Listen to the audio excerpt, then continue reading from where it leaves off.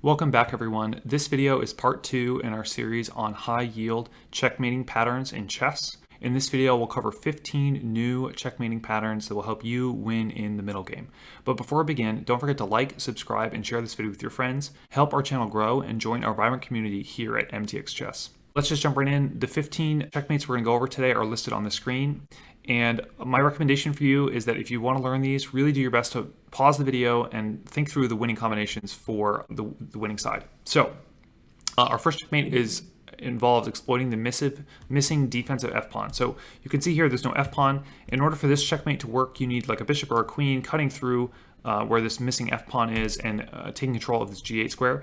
And then the next step is simply to open the h-file and check along the h-file. So in this example, it proceeds something like knight takes h7, and after king takes h7, queen h5 checkmate with the bishop taking away that square. So here is another example of the missing defensive f-pawn at work. Can you spot the winning moves for white? So after knight takes h7, king takes h7, we get queen h3 check. And where's the king go? The king can't go back, can't go here, so the king's forced to come out to g6. So after king g6, we can dance around with the king a little bit as white. If the king comes to g3, if the queen comes to g3 and then the king goes to f6, white's gonna have checkmate right away with queen g5.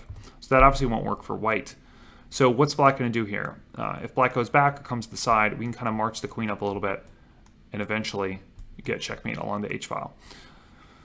So that is how you kind of exploit the missing defensive f-pawn. Let's do one more example because this really is such a high yield checkmate. So in this scenario right here, the bishop controls this diagonal, controlling the g8 square. How is white going to open the h-file and secure checkmate? So after queen takes a7, exclamation point, a fantastic sacrifice, we got king takes h7. Rook coming to h5, we're delivering check along that h-file. The king comes out to g6. Can you spot the winning move for white? Bishop f7, a really pretty checkmate. The bishop x-raying the king to defend the rook, and the rook's obviously taking away the rest of the square. So really a fantastic checkmate. The missing defensive f-pawn, very high yield checkmate, and something you'll start to see the more you play. Our next checkmate has to do with rook deflections. So a deflection is when you move your opponent's piece away from a square that they were covering. So in this scenario, it would be really nice if the knight could capture this f7 pawn, put pressure on the queen, and what if they could also fork the king?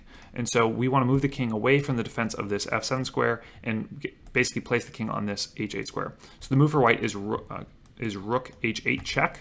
The king can't go anywhere, so the king's forced to take. And after that, the knight takes on f7 with the fork on the king and the queen, absolutely winning for white. In this position, it is black to move. Can you spot the winning move for black? So this also involves a rook deflection, but it takes a second to set up. So obviously the rook can't come down the h-file because of this bishop. So the first thing black does is they deliver a check with the bishop. And the king can't move to the h-file. The king cannot capture the bishop because of the knight. So white only has one move, and that is bishop takes f2. And then after rook h1 check, king takes h1, knight takes f2, forking the king and queen, just absolutely crushing and winning for black. Our next checkmate is Pillsbury Mate. Pillsbury was a famous American player in the early 20th century, and his mate is very similar to Morphy's mate, if you remember from our first video. So the way Pillsbury's mate works is queen takes f6, bishop, g takes f6, and what white is doing here is they're opening up the king so that they can get a check along the g-file, and then the bishop can deliver check along the diagonal. And so the rook's going to take away the escape squares, the bishop delivers check along the diagonal, and that is Pillsbury's mate. The first time Pillsbury ever played this mate was in this very famous game against a player named Lee, and Pillsbury was white in this position, and he played just a brilliant move to win. And so go ahead and pause the video and see if you can spot Pillsbury's famous move. So in this position, Pillsbury played queen f3, just a double exclamation point. I mean, a tremendous move. And so what's the idea here? The queen is x-raying this rook, so defending this rook, so the rook's no longer unprotected. And there's really not a good square for the black queen. She can't come here. I'm sorry, she can't come here. She can't come here. She can't really go back to any of these squares. If she comes to this square, maybe white castles and they double their rooks up. So black took the bait and captured the queen. The problem is after rook g1 check, king h8, bishop g7 check, king g8, bishop f6, basically checkmate. Black can try and hold on by sacking their queen, but this is going to be checkmate. So a really just tremendous checkmate by Pillsbury, and that is why the checkmate is named after him. The next checkmate is the famous bishop g8 trick. And so in a position like this, white has this great idea of playing bishop g8. So the queen is obviously going to threaten checkmate. The knight and bishop both cover the square, and you can't take two pieces at once. For instance, if you take the bishop, then the queen will checkmate because the knight still covers the h7 square. If you take the knight, then the queen still checkmates because now the bishop covers the h7 square. So you can't take either piece without, and avoid checkmate. And so the best move for black here is going to be something like knight f6. And the idea is that the knight covers this weak f7 square, or h7 square. The problem is that after knight takes f7 check, you get a fork on the king to queen, so the rook's forced to take, and now the bishop takes back. And so if we look at this position, all of black's light squares are super weak. The white queen can always come in here. This pawn is going to fall because it's got 2 attackers, and white is just way better in this position, and they're up material. So that is the bishop g8 trick. In this position right here, how can black use the bishop g8 trick to win material and establish a much better position? So after bishop h7 h2 check, king h1, black has bishop g1. And so what do you do in this position? Again, black threatening checkmate. You have to cover the square or block the square. White chooses to block the square with g3. But that doesn't work because after knight takes f2 check, forking the king, the queen again, rook takes, bishop takes, and black is just so much better. These pawns are super weak. This pawn's going to fall, this pawn's going to fall, and it'll be easily winning for black. Our next checkmate is the rook g7 sack, which is exactly what it sounds like. And the way that this works is your opponent has to be castled with no minor pieces in front of their king, and your queen has to be ready to jump into the attack. So the correct moves for white in this situation are rook takes g7 check, king takes g7, and then we end up getting kind of a pattern very similar to the Pillsbury mate we talked about earlier. And so then this would end up being checkmate with the rook coming and the queen covering the escape squares. Can we think of how the rook g7 sack would work in this position? So yeah, after rook g7, king takes g7, we get queen g3 check. And really no matter where the king goes, we don't have a rook to deliver the final check, but if the king comes to h8, the winning move for white would be knight takes f7. And if the king goes to f8, the winning move would be bishop h6 checkmate. Our next checkmate is the rook decoy sack. And so a decoy is when you move an opponent's piece to a square you want them to be on, as opposed to a deflection, which is when you're moving an opponent's piece away from a square. So it would be really nice if we could get our opponent on the h-file, and because then we could deliver checks. And so how do we do that? In this position, rook h7 check, and after king takes h7, we deflected the king away from this f7 square so we can capture here, and really no matter where the king moves, let's say he comes up, white is going to deliver checkmate on h1. So that is a rook decoy. We decoyed the king to the h-file. This is a kind of another example of that. And so rook decoy sacrifice, black wants to checkmate white. How would black go about doing that? So the problem with this position is that black cannot get their queen immediately involved in the attack. And so the first move for black is a really clever bishop g1. What bishop g1 does is it threatens checkmate with rook h2. So white has to stop this somehow, so they're forced to play rook takes g1, and then we get the awesome decoy, rook h2 check, king takes h2, and now the queen can come down to f2 because f2 is no longer protected. If white moves their king back, they're just going to get checkmated, so they'll try and block check, but it doesn't really matter because they're going to get checkmated on the h-file anyway. A really nice tactic for black. So this next tactic is just the queen and bishop checkmate, and this just kind of shows you how you should maneuver with your queen and bishop. And the great thing about this tactic is you can tie this in with a lot of other tactics, as we'll see a little bit later in the video. So in this position, how does white win? Check, king over, and you get a check like that. So you're kind of crawling a little bit with the queen and bishop, but that's the basic gist of it. But it's just important to know that from this setup right here, white basically has a guaranteed win. So in this position right here, how does white win in this position? So this is a great example where the f6 defender is really the only thing holding together black's position. So after rook takes f6, we could get queen takes f6, and then after bishop h7 check, king h8, white has the really great queen h5. And now it's just too much for black to overcome. If the queen comes to h6 to try and block checkmate, we've got check with the knight, and after the rook takes, the bishop can take the queen, so that's no good for black. If the rook tries to move out of the way or something, we get check, and this would be checkmate, so black's forced to take with the queen, and we win the queen. So kind of the bishop-queen working together, especially on the h-file, is very powerful and often wins. Our next checkmate is called the Korchnoi maneuver, and in order for this to work, you need a diagonal piece like a bishop or a queen pinning your opponent's f-pawn to their king, and at the same time, you need your opponent to have pushed their h-pawn. What this does is it creates a really, really weak g3 square, and you'd be surprised at how even strong players can miss this pin. In this position, the winning move for black is queen g3. The idea being that now they're threatening shenanigans on this f2 square, and even if white makes the attempt to shore up this weak f2 square, black is going to win with bishop takes h3, and now they're just threatening checkmate. There's really no way of stopping this. Absolutely crushing for black. In this position right here, can you spot how white could employ court noise maneuver to win the game? Bishop takes h6, and there's really nothing you can do here. If you can't play g6 because then the queen captures. That would be an absolute blunder. If you capture here, you're just going to get queen g6, and if the king comes over, the knight's coming to the attack, and you just this is just not a good scenario for black. And so in a position like this, let's say your opponent tries to relieve the pin by playing something like knight b6 so that they can eventually capture the bishop and this pawn becomes active. Problem though is that the queen has one more move here, so even if you capture the bishop, you're going to get checkmated. So that's court noise maneuver. And it's not only useful for checkmate, but let's say your opponent had like a knight or something on this square, or a piece on this square, and you just got to be aware that it's not always protected. Our next checkmate is the bishop takes h6 sacrifice, which is easy to remember because the method's in the name. So in this position right here, white captures on h6, bishop takes h6, and after g takes h6, queen takes h6, and there's really nothing stopping checkmate coming on this file right here.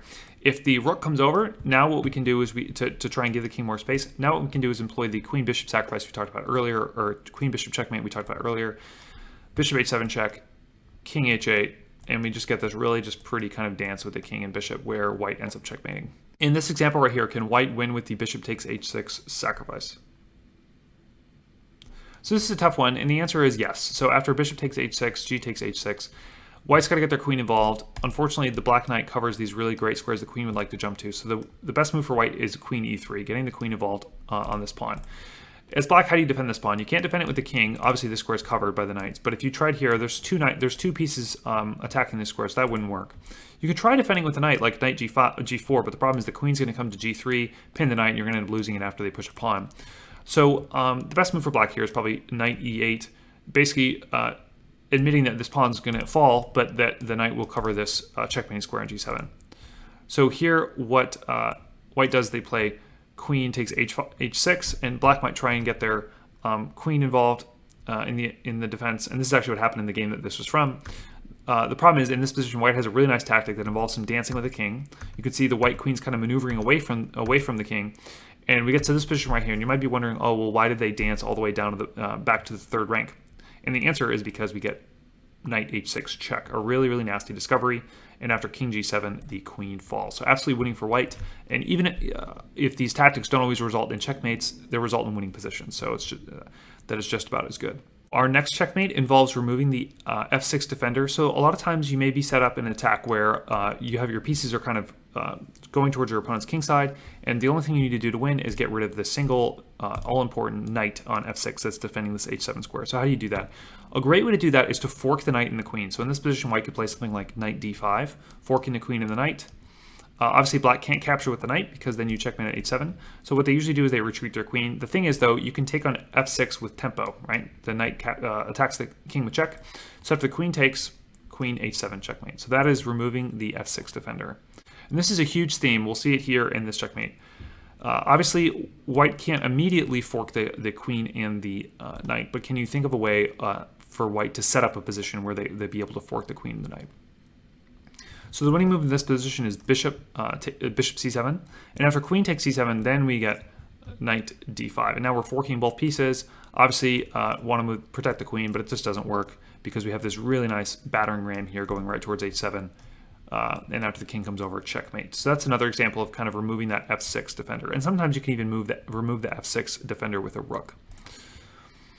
If you watched our first video, you may remember Blackburns Mate, and Blackburn actually has two mates, and this is his second one. And so this is a great checkmate where you have to have a bishop kind of cutting through the diagonal right by the king, the long diagonal, and then a knight can deliver checkmate on either h6 or e7, for instance, checkmate.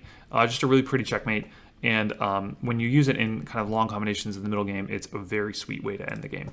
So in this position right here, can white use Blackburn's other mate to checkmate their opponent? Yes, they can. So after queen h6, that's really the tough move to find. A brilliant, pretty move here. What is white threatening? Obviously, white is threatening checkmate on g7 by taking with the queen. And so black's going to try and avoid that. but white checkmates anyway, so that's not going to work for black. So what if black tried something like queen f6 to shore up this weak g7 square? Doesn't matter. White's just going to take on g6, on f6 with the bishop, and now what does the pawn do? If the pawn takes here, the white queen checkmates, so that's not going to work. And if the pawn takes here, the white knight checkmates. So really pretty checkmate, Blackburn's other mate. A lot of fun if you can get one of these in your games. Continuing with the idea of rook deflections, again, deflecting in chess is when you move an opponent's piece away from a square you want them to cover. So for instance, in this position right here, we would love, if we were white, to capture this h7 square. But the problem is this queen is covering that square. So how can we deflect the queen away from the defense of this h7 square? The way we do that is rook f8 check. The black queen's forced to take, and then we get queen h7 checkmate. So pretty simple tactic once you kind of understand the nuts and bolts of it. Now this is a very famous example of a multiple deflection tactic. So go ahead and pause the video and see how black can win in this position. So the way to solve these tactics is basically to figure out, okay, what square do I really want to gain control over? And that square for black is the g2 square. If the queen can come to g2, it'll be checkmate. So what we have to do is we have to move the queen.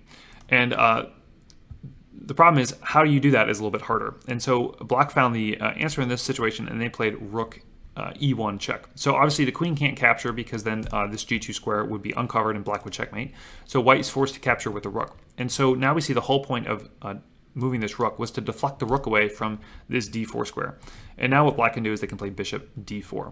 And so the bishop is pinning the queen to the king, and there's really no way for white to hold on to the queen, so they're forced to take, and that gives black a really pretty checkmate. So if we just go back, this was a double deflection. We deflected the rook away from the defense of the d4 square, and then by taking here, we deflected the queen away from the defense of the g2 square. So pretty involved tactic, pretty one too. All right, 2 rooks on the 7th. This is super basic. So check. You've probably checkmated like this before. This basic concept, it's so important to have control of the 7th rook in the endgame. Problems arise, though, when you get into a situation like this, where your opponent has more than 2 squares. They have 3 squares, and so you can't just march around and checkmate them with the rooks. You need to add other pieces. And this is a great example that shows you that even if the smallest piece in assisting the rooks can really checkmate. So in this position, rook h7, king g8, rook eg7, king f8. Now our basic position is set up, and we're going to be ready to checkmate. All we need to do is add another piece. And so what white chooses to do is add their pawn. So what's going to happen here, white's going to march their pawn up to defend this g7 rook, and then the h rook will just checkmate on the 8th rank. So after rook a6, black's going to try and challenge white's rooks, but they're not in time because white checkmates on h8. Our next checkmate is Anderson's mate. Anderson's mate is when you have a bishop or pawn covering the g7 and the g8 squares, and then what you use is a sacrifice to open up the h file to get a check along the h file. So and then you end up checkmating on like h8 or something. So the way this would look is bishop takes h7 check, king takes h7. What we've done is we've opened up the h file. So after queen h5, king g8, we get queen g8 or queen h8 checkmate. Next mate is also an Anderson's mate. How would black win in this scenario with Anderson's mate? So the first step is always going to be open the h file. So we're going to do queen h2 check, and after king takes h2, rook h5. So now we've been able to check along the h file. And if you're white, what do? If you go king g1, the problem is you're going to get checkmate with rook h1, so that's not going to work. And the next move, the only other move is king g3. So why does this move lose? What move does black have? Black has the really nice pawn g1 queen. And the problem with this is that there's really no squares for the white king, and it's checkmate 1. And so black wins pretty easily there. Anderson's mate, a really nice mate, and a fun mate to get it if you can get it over the board. The final mate is really just cool to look at. It's difficult to get these positions over the board because they happen in the opening. But what you need is really no defenders of the f7 square, and you need a knight, you need a bishop attacking that square, and you need a knight that can jump to e6. That's what you need on white side. So in this position, the winning move is bishop takes f7. So after king takes f7, then you get knight e6. If the king doesn't take the knight on e6, then the knight's going to capture the queen because the queen's trapped. So the king's kind of, excuse me, that's not the right move. So the king's kind of forced to capture this knight. Then after queen d5 check, king d6, queen f5 as checkmate. So that's the Fischer trap, and it comes from a famous game between Bobby Fischer and Samuel Reshevsky. This was the position of that game. Bobby Fischer was playing white, and Fischer played bishop takes f7. And so if you take back with the rook, you'd have this great position right here where the knight is attacking the queen, so the queen's got to move. The queen can't go to this square because of the knight, and the queen can't go to this square because of the bishop. So the only other option would be to capture the knight with the pawn, but then the queen picks off the queen because this pawn's pinned. So a really disastrous position for black. So seeing this, Reshevsky decided to capture with the king, and then Fischer does it anyway, and so we have the same position, and the only way to keep your queen on the board is to capture with the king again. And that allowed Fischer to bring the queen out, keeping the king from retreating and pushing the king further towards the middle of the board. Here in this position, Fischer sacrificed a pawn to lure the king even further towards the middle of the board. And then after rook g1, actually, I don't think that happened. I think the king went to h5. We get queen d1 check, and in this position, Reshevsky resigned the game because after king h4, it's just going to be checkmate. So he took the gentlemanly way out and just resigned. But a really nice combination from Fischer, and so that is the Fischer trap, which is one of the rare checkmates you can have in the opening. So I hope you enjoyed this video. I honestly think that these high yield checkmating patterns in the middle game are some of the most important things you learn in chess. If everyone spent as much time mastering these checkmating patterns and these tactical patterns as they did focusing on openings, I think the world would be full of a lot of really good chess players. So thanks so much for liking, sharing, and subscribing to this channel. I've really kind of been overwhelmed by the support and really the number of you that are enjoying these videos. So thank you again. New videos coming every week. You won't want to miss them. I'll see you guys next time.